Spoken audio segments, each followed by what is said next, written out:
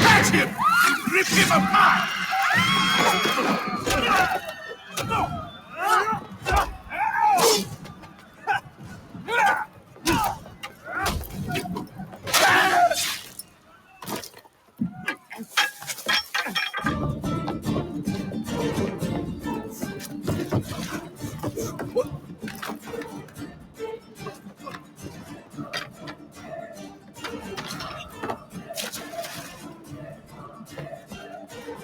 Guards! He's behind me!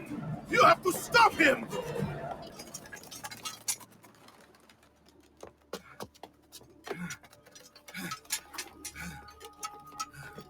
To the entrance. Don't let him see you. Wait for my command.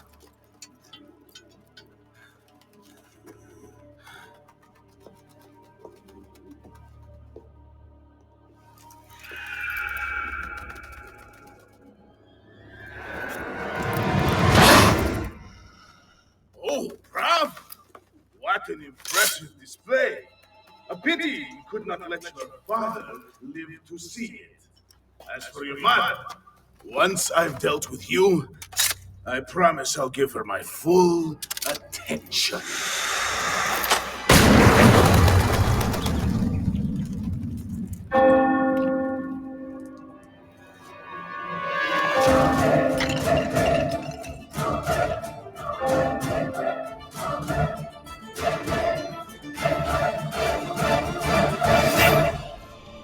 Allez, par ici.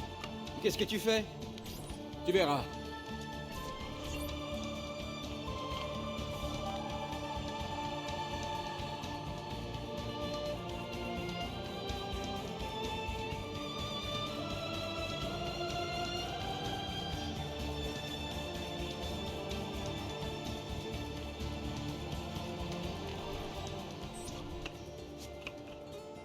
On a vraiment la belle vie, petit frère. La meilleure. Et puisse-t-elle ne pas changer? Et puisse-t-elle ne pas nous changer?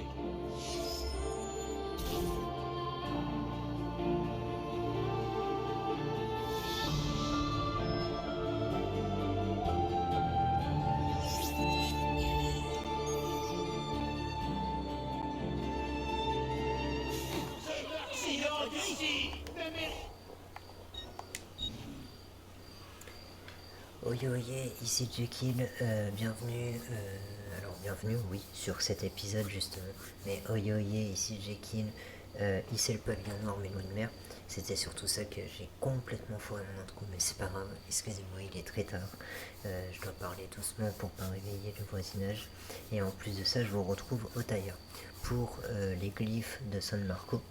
D'abord, j'ai juste changé de couleur, donc on va virer le blanc, l'habillage bonus que je m'étais mis, et on va se faire tout simplement le pourpre florentin, qui est la plus chère, et donc la plus belle. Voilà, c'est celle qui m'attire le plus pour Florence. Alors oui, parce que dans ce concept-là, pour le Assassin's Creed 2... Alors attendez, je reviens.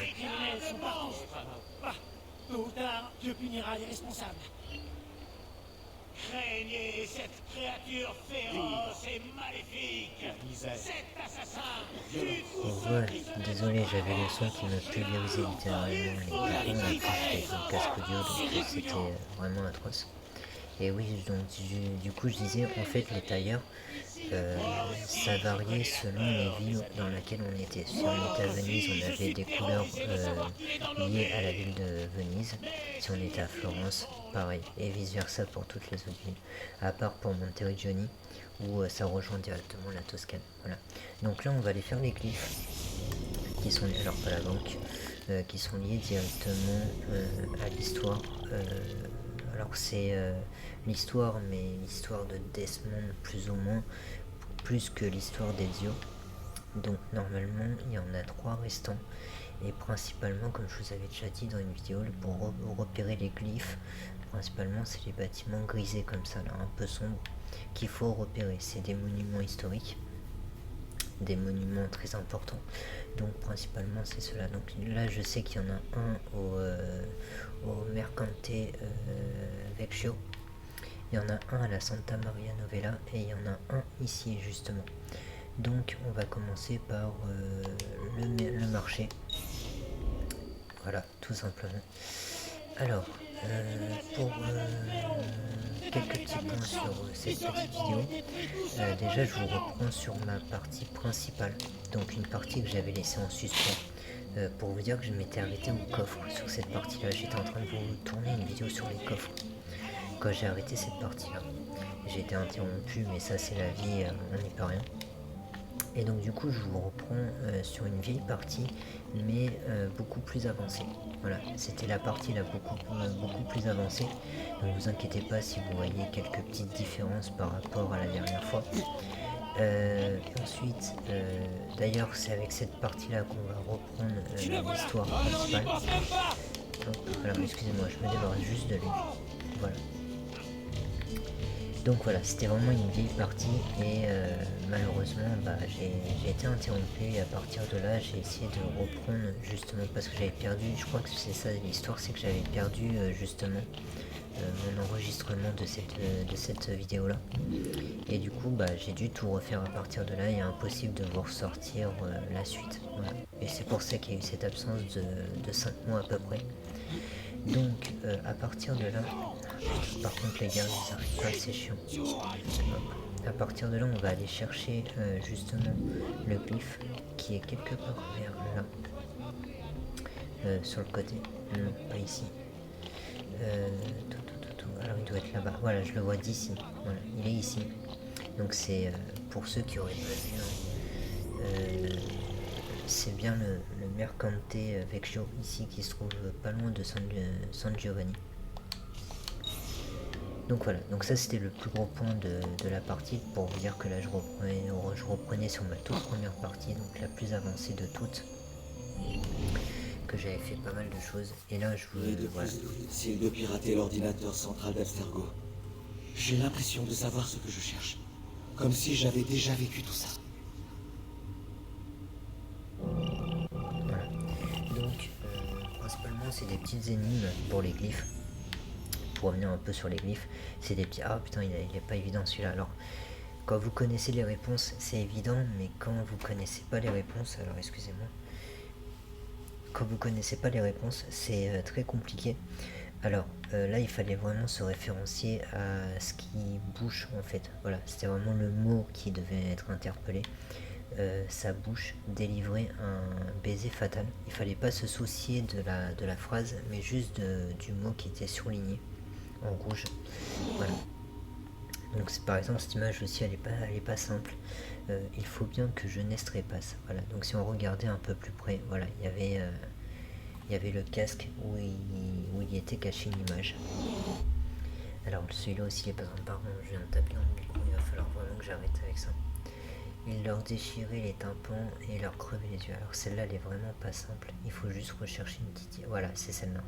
Voilà. C'est ça qu'il fallait rechercher sur cette image, qui d'ailleurs est le tableau ici. Ce monstre n'est pas une création humaine. En fait, il fallait déjà, voilà, voir le monstre ici. Et si vous regardiez un peu plus près, il y avait la pomme dans sa main. Voilà, tout simplement, la flamme. Voilà, donc le code est trouvé. Fichier débuté. Et du coup on a une nouvelle... Donc voilà, hein, comme vous l'avez vu, on avait bien avancé, je vous ai bien repris sur une partie qui était vachement bien avancée par rapport aux autres. Et je vous reprends, je confirme, hein, c'est bien la vidéo des glyphes.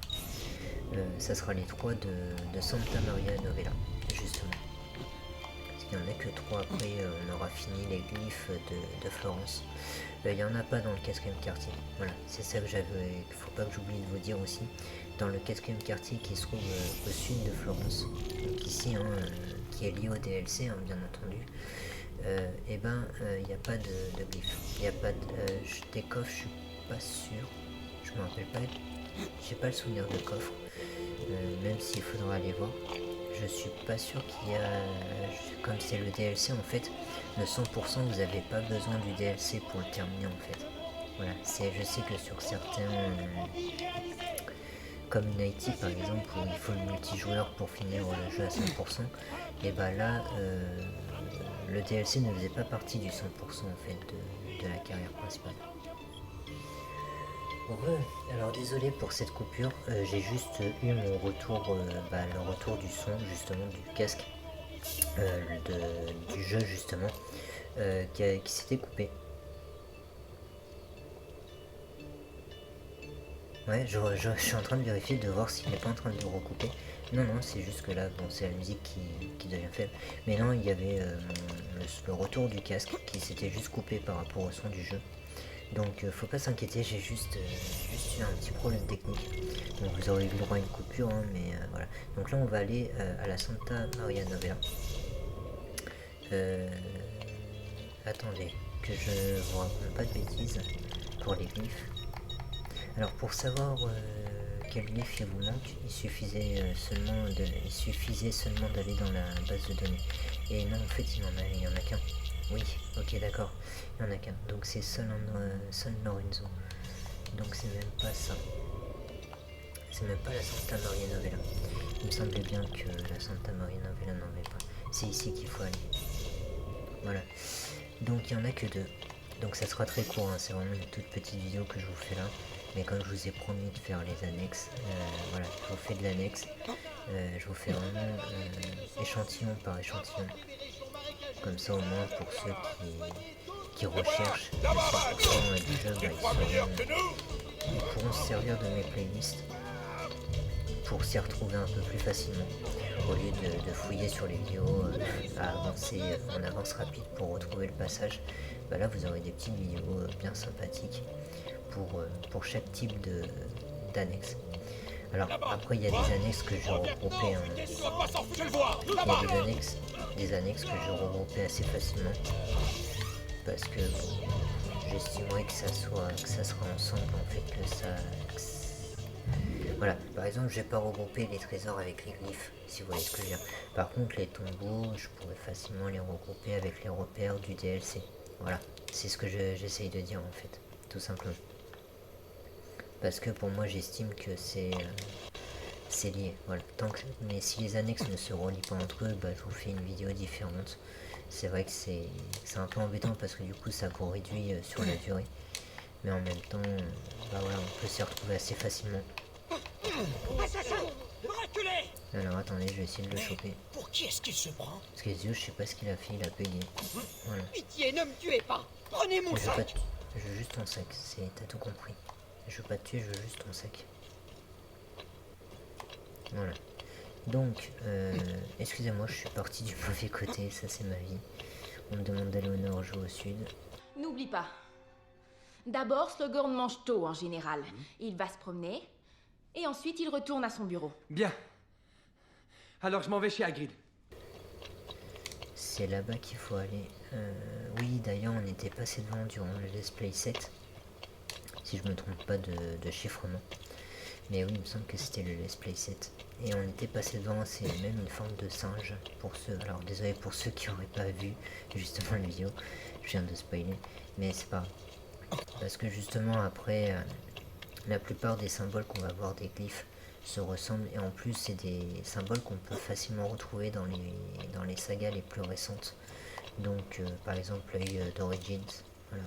On sait que l'œil est lié au volet d'Origins. Alors oui, bien sûr activer la vision d'aigle, et voilà.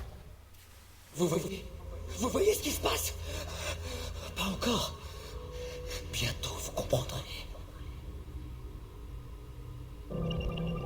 Alors oui, il y avait ça aussi que je voulais vous parler de justement de Run Station.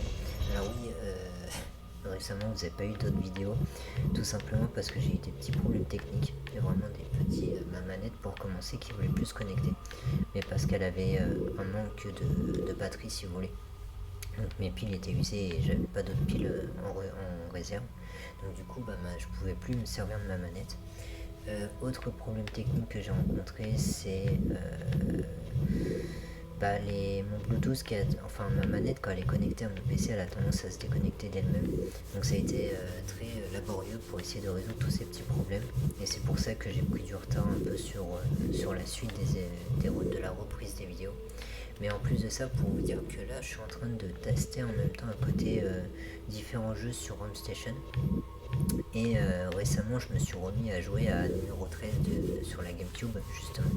Je l'avais sur la Gamecube étant petit, et je vous avoue qu'il y a un moment de nostalgie qui m'est réapparu, et c'est vrai qu'il y a beaucoup de jeux, et en plus je viens de découvrir sur Home Station qu'on peut jouer à Mirror's Edge.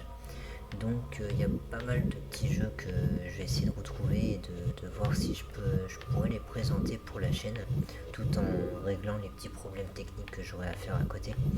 Alors, confronter à l'ennemi et le trancher dans le vif. Alors là il faut trouver une épée. Là il y en a une, là il n'en a pas, là il n'y en a pas, là il n'y en a pas. Hop, attendez. Là il en a une à son poignet, pardon. Là il n'y en a pas. Là il y en a une. Jeanne d'Arc, je dirais oui. Alors c'est pas ça. Merde. Comment on fait pour... Voilà, j'arrivais pas à retourner. Alors c'est pas ça. Cela c'est sûr. Hop. On va prendre Attila. Alors c'est pas Achille. Je vais essayer de voir si... j'ai pas fait une erreur. Ah voilà. Donc c'était bien Jeanne d'Arc. Hein. C'est juste que j'avais pas pris les bons. Voilà. Alors, celle-là elle n'est pas évidente. Pour ceux qui seraient bloqués à celle-là, je sais que moi je l'ai été. Quand ils le brandissent, voilà. Quand ils le brandissent, les sages se reposent sur sa puissance. Là, il fallait lier justement le fait de brandir et se reposer. Et ça faisait allusion à une espèce de bâton de canne, justement. Et il fallait rechercher le bâton. Voilà. Donc, moi j'ai été bloqué parce qu'au début, je comprenais pas forcément le sens de tout ça. Et c'est qu'après que j'ai fini par comprendre le sens en me disant, mais oui, c'est ça. Il se repose forcément, oui, ça fait... Le bâton fait office de canne, en fait. Donc voilà. Et il se repose sur sa puissance. Parce que justement, le bâton d'Éden. Pierre, Jérusalem, et là aussi. Ah, il m'en manque un.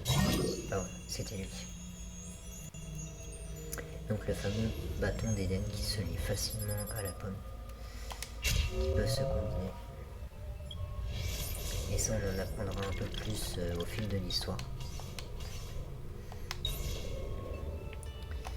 Hop là, voilà, donc une partie de la vérité a été faite, et si on regardait justement la base de données, lieu, voilà, il nous reste le repère au palais Médicis, qu'on fera plus tard, ne vous inquiétez pas, on le fera avec.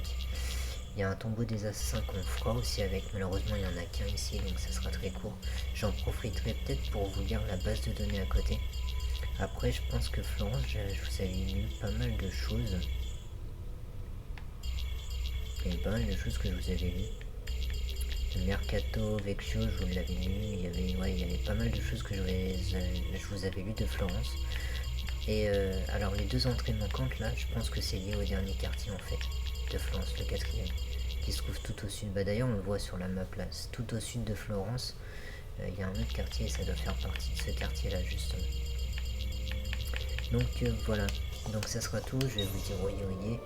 J'en profiter peut-être pour aller à monter au Johnny. Non, attendez. Comme je suis sur une ancienne partie, j'avais pas récupéré les pages sur celle-ci. On va refaire les pages, pardon.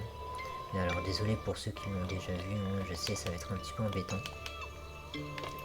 Je voulais revenir sur un petit problème, alors, un petit problème que j'ai rencontré récemment, que j'ai rencontré aussi quand j'ai commencé la saga Assassin's Creed, et qui m'étonne beaucoup maintenant parce que bah, j'ai moins de problèmes.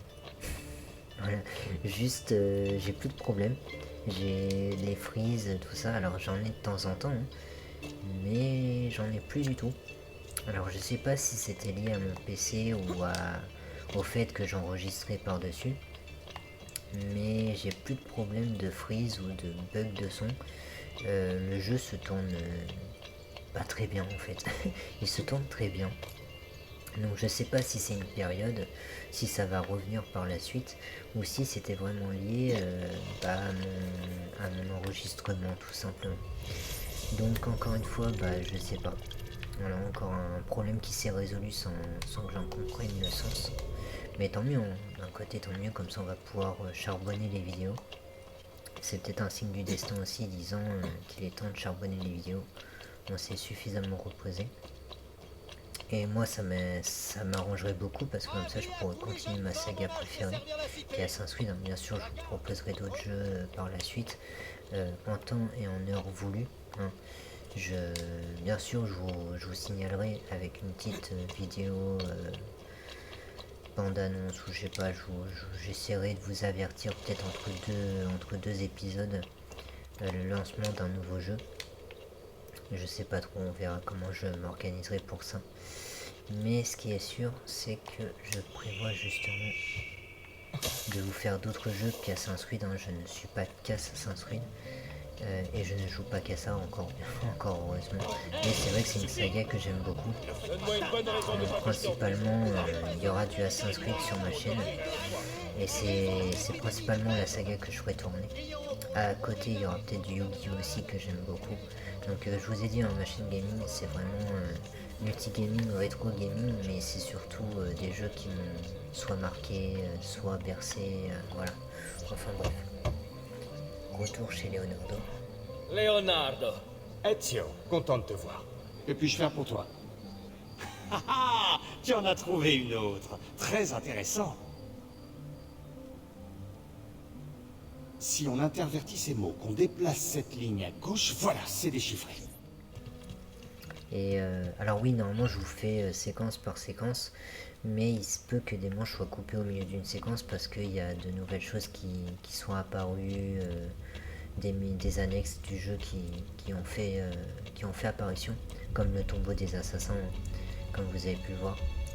Voilà, je vous montre la crypte. Voilà, et il y a 6 tombeaux, c'est ça.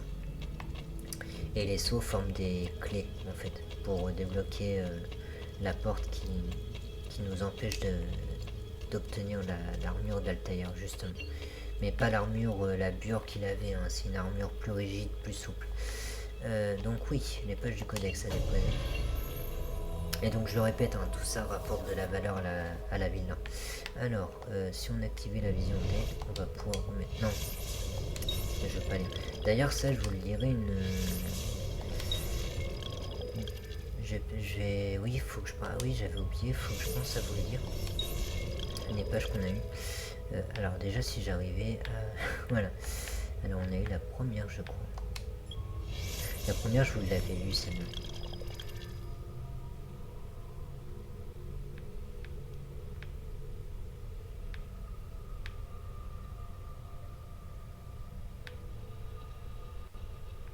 Ouais, c'est ça, je vous l'avais déjà lu, ça.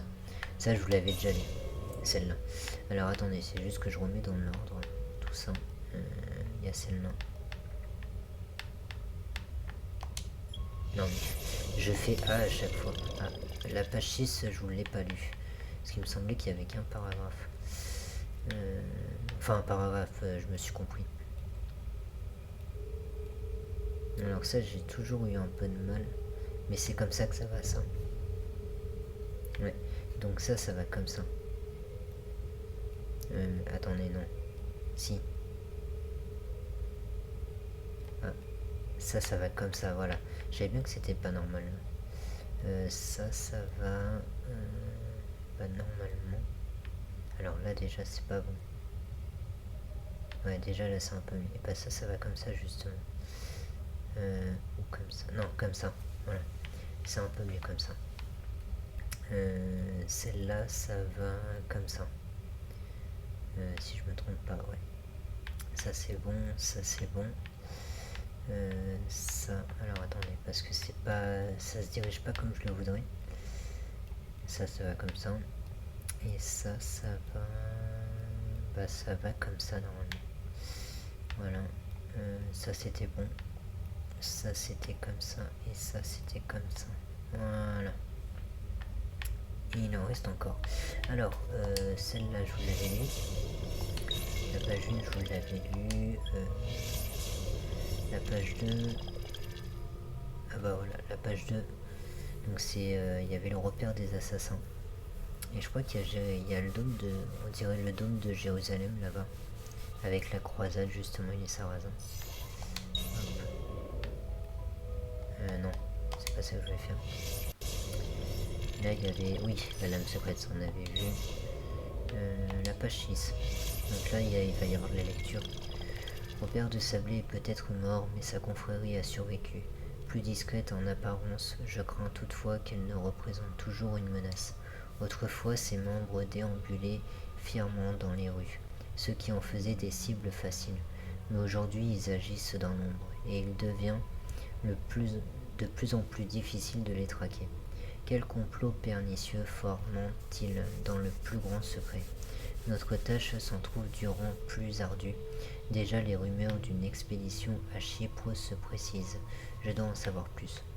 Ce constat m'a fait réaliser que nos tactiques doivent elles aussi évoluer. Il n'est plus question de nous retrancher dans nos forteresses, ni d'assassiner nos cibles sous les yeux de tous. Nous devons tisser notre toile à l'abri des regards et cesser d'agir dans la continuité du passé.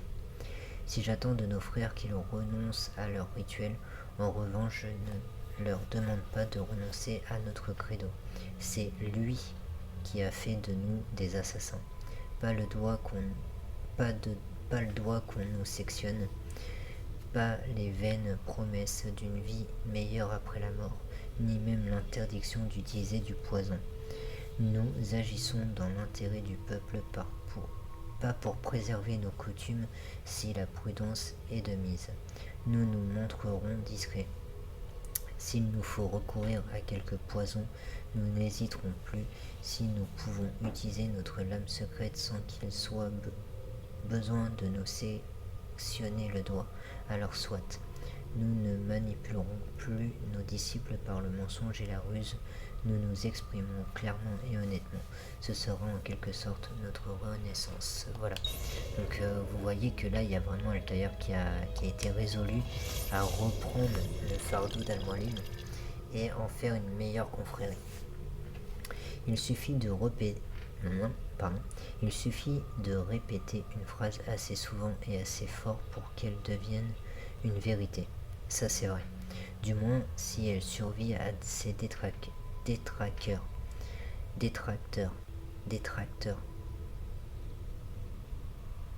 Ok, détracteurs, un mot oui, peu familier. Mais si on parvient à les réduire au silence, alors ce qui reste est, par défaut, considéré comme vrai. De façon objective, peut-on considérer qu'il s'agit de la vérité? Non, d'ailleurs, est-il vraiment possible d'exprimer un point de vue objectif? Là aussi, la réponse est non. C'est littéralement et physiquement impossible. Il y a trop de variables, trop de données et de formules à prendre en compte. Bien sûr, on peut essayer. On peut se rapprocher petit à petit de la révélation, mais l'atteindre jamais. Je suis convaincu que tant que les Templiers existeront, ils tenteront de déformer la réalité pour mieux l'adapter à leur ambition. Ils sont conscients que la vérité absolue n'existe pas. Du moins, ils savent que quand bien même elle existerait, nous n'aurions pas le bagage nécessaire pour l'interpréter. Ils cherchent donc à imposer leur propre version. Voilà sur quoi repose leur prétendu nouvel ordre mondial. Ce qu'ils veulent, c'est remodeler notre existence à leur image. Les reliques n'ont rien à voir là-dedans, les hommes non plus. Ce ne sont que des outils, ce sont les concepts qui importent. C'est très rusé de leur part. En effet, comment déclarer la guerre à un concept? C'est vrai. C'est l'arme fatale. C'est l'arme parfaite. Elle n'a pas pris forme physique, mais elle peut altérer notre environnement de bien des façons. Violente pour la plupart, on ne peut pas tuer une croyance, même si on tue ceux qui l'adoptent. Même si on détruit les textes qui l'entretiennent, on ne gagne qu'un court répit. Un jour, quelqu'un s'y intéressera de nouveau, la réinventera. Ma conviction est que nous, les assassins, avons simplement redécouvert un ordre qui existait bien avant l'arrivée du vieil homme. Et hélas, vous voyez déjà, il y avait des parcelles d'Origins. Encore une fois, là, Altaïr, il le dit clairement. Ça existait bien avant. Alors, je sais plus si c'était celle-là, c'est celle-là. Ça existait bien avant. Donc, il y avait vraiment des petites bribes d'indices concernant Origins. Donc là, on a quoi? La pomme.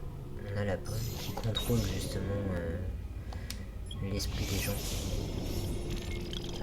Ok. Attis, Dionysos, Horus, Krishna, Misra, Jésus, leur existence présente tant de similitudes, étranges coïncidences, une naissance divine, des persécutions. Alors c'est faux, Jésus n'est pas une divinité, mais c'est pas grave. Des disciples, des miracles et enfin la résurrection. Comment est-ce possible? Et s'il s'agissait de la même histoire qui aurait traversé les siècles? Une sorte d'emprunt, simplement remis au goût du jour, qui aurait évolué, tout comme nos outils et notre langue. Le récit de leur vie est-il basé sur des faits ou a-t-il été inventé? Un peu des deux, peut-être. Ces personnages pourraient-ils n'être qu'une seule et même personne, dont l'existence aurait été prolongée et transformée par un fragment d'Éden? Aux yeux d'Al-Molim, Jésus était un homme comme les autres, un simple mortel qui excellait dans l'art de la manipulation. Ouais, après c'était sa croyance. Avait-il raison? Et si ces hommes sont réels, s'ils ont déjà vu parmi nous à plusieurs reprises, cela signifie-t-il qu'ils reviendront? Peut-être sont-ils déjà là? Des questions, chaque jour de nouvelles questions. Là c'est intéressant les questions qui se posent Altaïr. Il se demande s'il va y avoir un autre Jésus parmi nous, comme une espèce de réincarnation. Et c'est beau comment c'est vachement amené en fait. Amené à la réincarnation. Déjà en commençant par la résurrection. Pardon. La page 12, ah oui, la fameuse page 12, liée au soleil. Voilà, il y avait déjà la petite ref, pour ceux qui connaissent. Voilà, page 12, liée au soleil. Page 13. La lame secrète nous a accompagnés toutes ces années. Certains disent même qu'elle nous caractérise. Ils n'ont pas entièrement tort. Nous lui devons nombre de nos succès. Pourtant, cette arme semble avoir fait son temps. J'ai effectué des recherches dans le but de l'améliorer, mais aussi pour éviter à ceux qui l'utilisent d'avoir à se couper un doigt. J'ai commencé par ajouter une plaque pour repousser les attaques, et les autres assassins pensent qu'elle est faite d'un nouveau métal, dont ils me croient l'inventeur. La formule est précisée sur cette page. Mieux vaut qu'ils ne sachent pas la vérité. Pardon, j'ai tapé dans mon micro. Grâce à la collaboration de Malik, j'ai également décrit de nouvelles méthodes d'assassinat, depuis des zones en hauteur suspendues à une corniche ou depuis une cachette, des techniques simples mais qui peuvent s'avérer décisives. Enfin, la dernière amélioration la plus simple concerne l'ajout d'une seconde lame en tout point identique à la première. Si un assassin doit se débarrasser de deux cibles à la fois, il lui suffit de bien préparer son attaque, et il a toutes les chances de parvenir à ses fins. Ces lames n'existent qu'en nombre limité, le métal qui nous sert à les forger étant très difficile à trouver. Tout le monde ne sera donc pas autorisé à les utiliser. C'est fou quand même, Il y a vraiment tout un scénario autour de l'ajout de nouvelles fonctionnalités de jeu et de gameplay. Franchement, c'est incroyable. C'est incroyable comment ils ont mis ça en page, comment ils ont mis ça, prendre le temps, réaliser juste 2 secondes. Ils ont pris le temps d'écrire tout un speech là-dessus. tout un espèce d'univers autour de ça, et en plus le mettre sous forme de parchemin, franchement, bravo, hein. C'était du putain de travail, c'est incroyable. Parce que j'en parle comme si c'était la vraie vie, mais n'oublions pas que ça reste un jeu. Et pour un jeu, avoir toute cette culture, toute cette connaissance autour d'un seul et même jeu, c'est incroyable. C'est de ça que je suis tombé amoureux. C'est toute cette richesse en fait le lore du jeu, tout ce savoir qu'il y avait dans le jeu. C'est incroyable, c'est juste incroyable. La pomme est une sorte de catalogue de ce qui nous a précédés. Et dans ses entrailles tortueuses et aveuglantes, j'ai entrevu l'avenir. Une telle chose ne devrait pas être possible. D'ailleurs, il ne s'agit peut-être que d'une illusion. Comment le savoir? Comment en être sûr? Je songe aux répercussions de ces visions. Ces images évoquent-elles ce que sera notre avenir ou simplement ce qu'il pourrait être? Pouvons-nous le changer? Devons-nous essayer? Et dès lors, comment être sûr que nous avons vu ce que nous avons vu se réalisera? Et dès lors, comment être sûr que ce que nous avons vu se réalisera? Je suis comme toujours tiraillé entre action et inaction. J'ignore comment changer le cours des choses, si tant est que ce soit possible. D'ailleurs, suis-je là pour ça? Je continue à rédiger, n'importe quoi. Je continue à rédiger ce journal. N'est-ce pas là une tentative de changer ou du moins d'avérer ce que j'ai vu? C'est intéressant ce qu'il dit en fait, parce que en fait il se demande si par rapport à ce qu'il a pris comme connaissance, parce que c'est une énorme information de connaissance qu'il a eu, il a vu l'avenir quand même, c'est pas rien. Il a vu les événements à suivre, il a vu tout ça en fait, il a vu Ezio, il a vu, si vous voulez, il a vu tout ce qui allait se passer par les époques à venir en fait. Ezio, il a peut-être vu jusqu'à une Haïti, peut-être, on ne sait pas jusqu'où il a vu, mais il a vu énormément de choses en si peu de temps, et qui étaient dès lors dépassées par son époque. Donc, ou du moins son époque était dépassée par ces événements-là. Donc du coup, il est entre le doute et l'illusion en fait. Il se demande si déjà ce qu'il fait aura un sens et va être compris par d'autres et lu par d'autres. Et en plus de ça, est-ce que ce qu'il a vu va vraiment se réaliser? Voilà. Est-ce qu'il y a la possibilité de le changer, il y a la possibilité de le créer, ou est-ce que ce n'est qu'une simple illusion, un rêve qu'une probabilité parmi tant d'autres? Voilà, c'est ça qu'il est en train de se poser comme question. Est-ce que ce que j'ai vu n'est qu'une probabilité parmi tant d'autres? Et c'est incroyable. Franchement, c'est incroyable cette richesse, ce lore qu'il y a dans le jeu. Je le découvre avec vous parce que malgré que j'y ai joué beaucoup, je prenais pas forcément le temps de lire tout ça. Donc là, comme je vous présente le jeu, je prends le temps de lire tout ça avec vous. Et franchement, ce savoir, cette connaissance, c'est un truc de ouf. Nous sommes contraints de nous cacher, de demeurer silencieux, de façonner l'histoire en secret. Certains de nos frères ont exprimé leur désaccord. Ils sont en colère. Pour eux, rester dans l'ombre est une erreur. Cela ralentit notre travail. Mais ils ne connaissent pas les risques. S'exposer serait beaucoup trop dangereux. On nous prendrait pour des illuminés ou nous attaquerait. C'est ainsi. Ça l'a toujours été. S'il y a une chose que j'ai apprise, c'est que quand on parle aux hommes, ils ne comprennent pas. Et ça, c'est réel, même encore aujourd'hui. Il faut leur montrer. Il faut qu'ils puissent eux-mêmes établir des relations. Si je disais à un homme, sois dévoué, sois tolérant, ouvre ton esprit, il oublierait mes paroles et aucun changement ne se produirait. Ce serait peine perdue. Voilà pourquoi nous devons maintenir le cap. Wow, là c'est fort. Là c'est très fort parce que là on parle d'une année qui est 2009 et il parle comme si on était en 2024. C'est un truc de ouf. C'est un truc de ouf. C'est énorme. L'avancée de ce jeu était avant-gardiste. Moi je le dis, ce jeu était clairement avant-gardiste pour son époque. Il parlait de choses qui se produisent réellement en plus. Alors, peut-être que beaucoup ne seront pas d'accord avec moi et diront ouais mais t'abuses, c'est qu'un jeu. Mais il y a certaines choses qui se disent dans le jeu, comme vous pouvez le voir, qui rejoignent beaucoup notre réalité hélas. J'ai étudié les anciennes croyances païennes, celles qui existaient avant que l'humanité ne soit obsédée par un créateur unique et divin. Elles semblaient s'intéresser plus aux forces fondamentales qui gouvernent le monde qui nous entoure qu'à des principes moraux arbitraires. Le soleil se lève le matin et se couche le soir. La marée monte et descend. L'herbe pousse, se flétrit, meurt avant de repousser. L'air se réchauffe et se refroidit. Une force inconnue nous retient au sol et nous empêche de le quitter. Auparavant, chacun de ces phénomènes était représenté par une divinité. Chacune avait un visage, était identifiée comme une force distincte et une grande puissance. Ces forces individuelles n'étaient pas moins liées entre elles. Elles formaient un panthéon d'esprits. Ainsi, une main invisible veillait au développement du monde. Ensuite, l'humanité a tenté d'établir des catégories, d'étudier,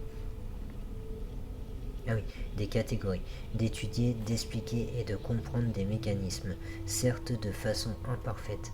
Cette époque est révolue. Aujourd'hui, on nous demande de nous satisfaire d'une explication beaucoup plus simple, rationnelle pour dire. Quelle naïveté de penser qu'il existe une réponse unique à chaque question. À qui le dis-tu? À chaque mystère, qu'une lumière divine gouverne tout. On nous dit que cette lumière apporte la vérité et l'amour. Moi je dis qu'elle nous aveugle et nous maintient dans l'ignorance. Si seulement un jour l'homme pouvait se détacher de ces monstres invisibles et adopter de nouveau une conception plus rationnelle du monde, ces nouvelles religions sont si aisées à pratiquer et ceux qui les rejettent sont promis à des tourments si terribles. La peur pourrait nous forcer à croire en ce qui est assurément le plus grand mensonge de tous les temps. C'est intéressant ce qu'il dit là. C'est vachement intéressant ce qu'il dit parce qu'il parle de l'irrationnel et en même temps, il dit que justement, à force de croire en des mythes, est-ce que finalement l'homme n'est pas voué à se mentir à lui-même? Voilà, à toujours trouver une réponse simple pour une question si complexe. Voilà, c'est ce qu'il dit en fait. C'est le paradoxe même de ce qu'il est en train de dire. Il est en train de dire que peut-être que l'homme a créé toutes ces croyances dans le but de simplifier une question qui est complexe. Voilà, de se dire de quelque chose de complexe, j'en résulte une seule réponse. Voilà. Alors que en vrai, est-ce qu'une seule réponse peut suffire? Je suis pas sûr. Voilà, donc ça on avait vu. Au fait, pour info, je me suis rappelé de qui c'était. C'est un personnage qu'on voit dans le 1 justement, que Altair décide de ne pas tuer. Justement. Donc c'est Maria, mais on va la retrouver, vous inquiétez pas. On va la retrouver, c'est pour ça que j'en parle pas plus. Parce qu'on va la retrouver. Alors, page 27. Nous sommes de plus en plus nombreux chaque jour, des hommes et des femmes affluent vers notre forteresse. Jeunes ou vieux, ils viennent de partout et ne pratiquent pas la même religion, mais tous sont là pour la même raison. La première partie de notre credo leur a été révélée, rien n'est vrai. Rien n'est vrai. Trop souvent pourtant cette révélation les conduit à leur perte. Ils perdent leur probité, leur certitude, leur bien-être. Certains deviennent fous. Nous devons les guider, les aider à guérir. Leurs esprits ne doivent plus être troublés par de nouvelles chimères, mais éclairés par la connaissance. Donnons-leur les réponses, même si ces réponses sont complexes et peu limpides, à l'image de la vie. Wow, le mec il a tout dit. Là j'avoue qu'Altair il a tout dit. Pour le coup il a vraiment tout dit, et ça rejoint ce que je vous disais juste un instant, où justement, quand certaines choses deviennent trop complexes pour l'homme a tendance à vouloir simplifier ces choses, tout simplement. Alors que c'est peut-être là l'erreur qu'on commet tous, moi le premier. Ah là là, c'est tellement sensible. Voilà, la dernière page. Voilà. Bientôt mon heure viendra et je quitterai ce monde. Cette pensée et la peur qu'elle m'inspire envahit tous les instants de ma vie. Je sais que mon corps retournera à la terre, mais qu'adviendra-t-il de mon âme, de mon identité? Qu'adviendra-t-il de moi? Je suppose qu'il n'en restera rien, qu'il n'y a pas d'autre monde, ni de retour possible dans celui-ci. Je disparaîtrai à jamais. Nos vies sont si brèves et si insignifiantes Dans le cosmos, nous ne représentons rien. Peu importe ce que nous avons fait, peu importe si nous avons choisi le mal plutôt que le bien, si j'ai choisi de cacher la pomme plutôt que de l'utiliser, rien de tout cela n'a d'importance. Personne ne nous demandera de rendre des comptes. Il n'y a pas de jugement dernier, juste le silence et les ténèbres, profondes et absolues. Alors j'ai commencé à me poser la question, n'y aurait-il pas un moyen d'échapper à la mort ou de la retarder? Ceux qui étaient là avant étaient probablement moins faibles que nous.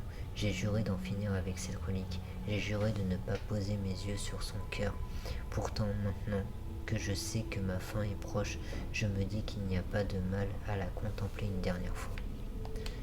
Bah d'un côté je te rejoins, oui, c'est clair. Autant en profiter pour les dernières fois, hein, tout simplement. Donc voilà, donc c'était les pages du codex. Donc la prochaine fois je vous lirai celles qu'on rajoutera sur le mur. Donc voilà, c'était principalement ça qu'il y avait à faire. Et vous voyez, moi je suis encore tout ému parce que il y a eu beaucoup d'informations, beaucoup de choses décrites, si je peux dire.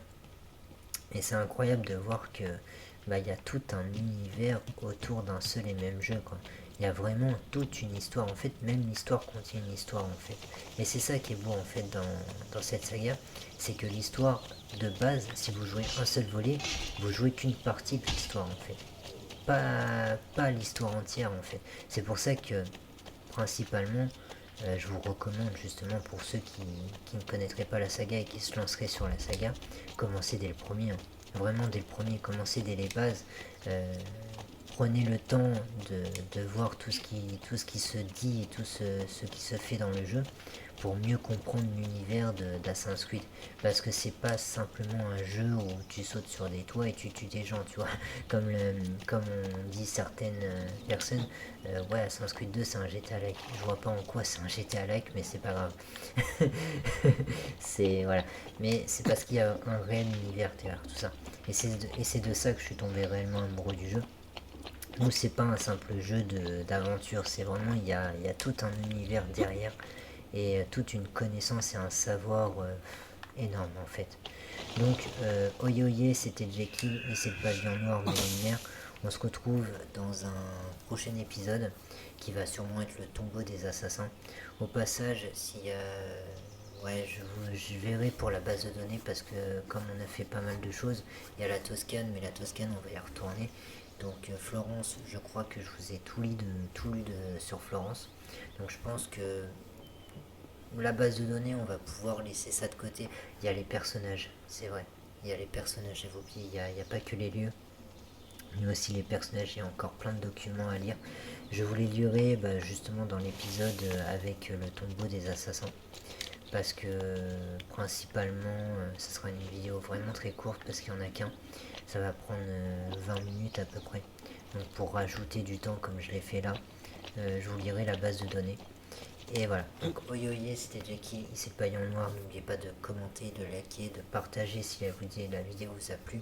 Et nous on se retrouve dans un prochain épisode. Oyoye, c'était Jackie.